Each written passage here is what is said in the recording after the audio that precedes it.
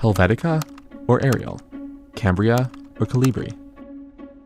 With hundreds and hundreds of fonts at our fingertips today, selecting one can feel pretty arbitrary. But there was a time when choosing a particular typeface was considered a bold political act. This was especially true in a short-lived German school that a century ago shaped everything we now think of as modern design. I'm Michael Tabb. This is Quartz. Please subscribe to our channel. This is the Bauhaus. This building was briefly home to one of the 20th century's most influential centers for design. The ideas born in these classrooms have spread across the world, influencing everything from the design of home furniture to buildings to cities. The story of the Bauhaus is a lesson in how easily the political can be co-opted by the commercial.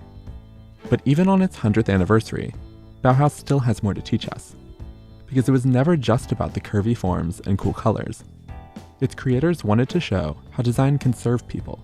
The school wanted really to push in the way how they educated the students that design and art is meaningful for the societies. That, you know, with the things you make, you might have been also the capacity to transform society.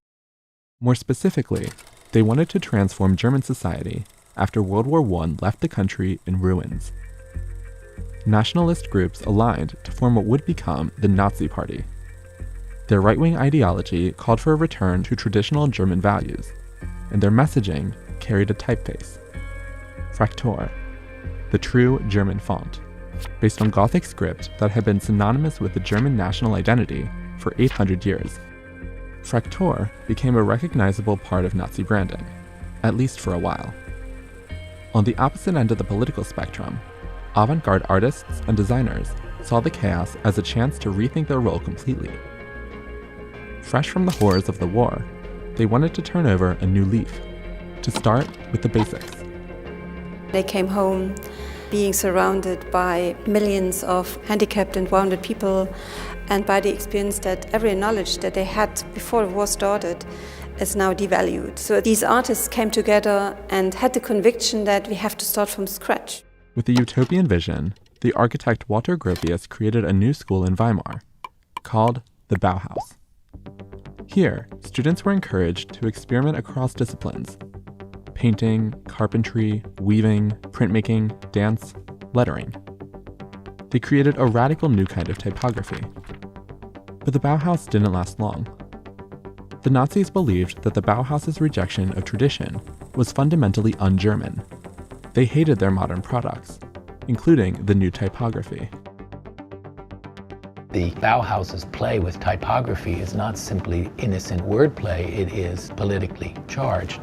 The Germans are probably the only users of the Roman alphabet who had given typescript a nationalist sense. To refuse it and redesign the alphabet completely in the opposite direction is to free it of these national associations. The Nazis closed the Dessau school for its degenerate art in 1932, then shut their Berlin outpost a year later.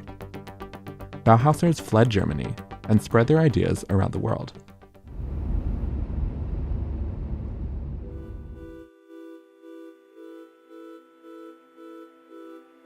This was brought from Dessau to Berlin and then ultimately was shipped over here. Founder Walter Gropius ended up in Massachusetts, at Harvard University. As chair of the architecture department, he brought the legacy of Bauhaus to mythic status.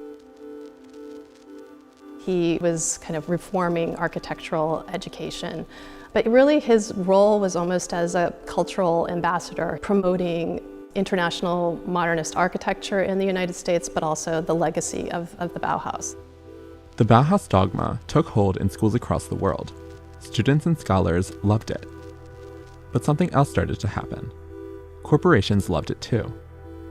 As democracy and capitalism went global following World War II, so did Bauhaus design.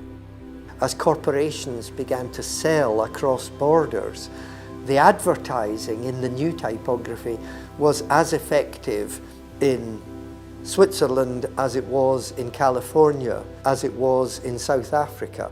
The new typographers of the 20s were aiming to make their graphic design international, to lead to a kind of universal socialism.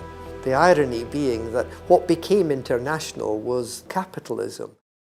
100 years later, you can spot the Bauhaus influence in advertisements everywhere. And thanks to many Bauhaus exhibitions and books, and now the internet, designs from the school itself keep finding new life, including their experiments in lettering. They've had 500,000 downloads so far. They come from anywhere, and that is the most amazing. So suddenly somebody takes us into a different environment. Eric Spiekermann is a Berlin-based designer who's worked with students to revive Bauhaus type experiments. They produced fonts based on century-old drawings that are now licensed by Adobe.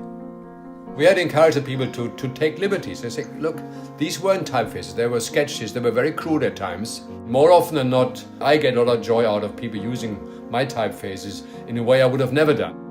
For Spiekermann and many others, this is the genius of the Bauhaus. It's meant to be interpreted and reinterpreted. And that's because Bauhaus was not born as a style.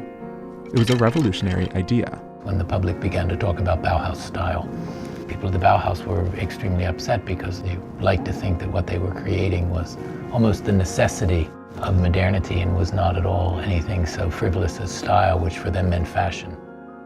On the school's 100th anniversary, Bauhaus champions are trying to exhume its true legacy. It's not the products or even the fonts, but the philosophy that good design can be a source of renewal and hope.